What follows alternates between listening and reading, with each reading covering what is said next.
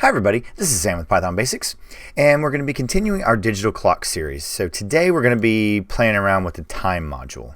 So if you're new here, thanks for joining us. This is what we do micro videos. So first we need to bring in time, and it's just a built-in module, and we're going to look at a specific function, and we're going to look at strife time. Alright, so let's just look, because it's just easier to use. So time.strf time. Alright, now this is the reason why I like this one. So we need to play around with this. So alright, commonly used format codes. Okay, so each display, let's just show you. So time.strft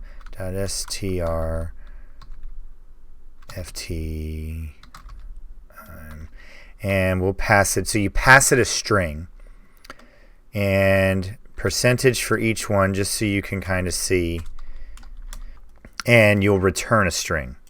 Alright, so we don't want all that. How about we just get the hours, the minutes, the seconds, and AM or PM?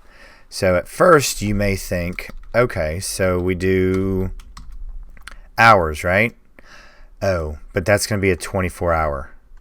So let's see which one we need to do for 12 hours. So it's I.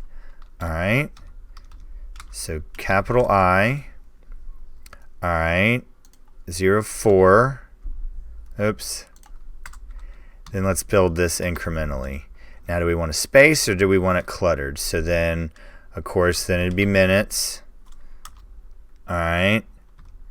Then seconds. Is it S? Yep. And these are capital. The C was lowercase. Almost all of them except for local abbreviation for weekday. All right. So here we are. We have hours, minutes, seconds, and let's get since we're not doing 24 hours, we need to then make sure we have AM and PM. And how do we do that? All right. Lowercase p.